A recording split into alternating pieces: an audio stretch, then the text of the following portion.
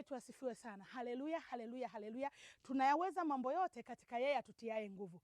Leo tumekuja na jambo, watu wa watoto. Haleluya. Mtoto wa kiume fahari kwa mama yake. Mtoto wa kiume ni majdai kwa mama yake. Mtoto ni fahari kwa taifa lake. Haleluya. Leo tuko na mkesha mkubwa wa maombi. Haleluya. Tunayaweza mambo yote katika yeye atutiaye nguvu. Haleluya, haleluya. Tuna mkesha mkubwa leo kumwombea mtoto wetu.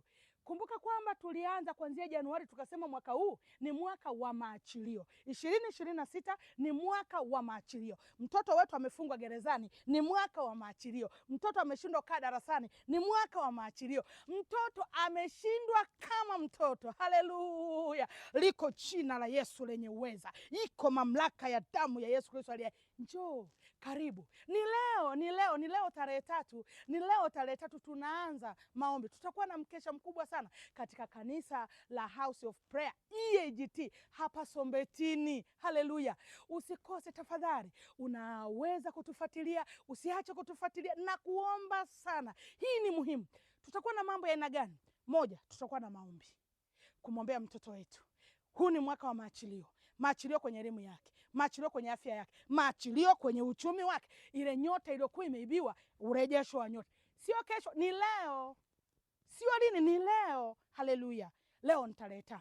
Lakini pia tutapokea simu za watoto. Tutaomba pamoja na watoto. Tutapokea simu za watu wazima. Tutapokea simu za wachungaji. Tutakuwa na mkesha mzuri sana ambao utaanza saa 2 kamili. Alafu sasa mwisho wake utakuwa ni wapi? Roho Mtakatifu atatuambia sieti.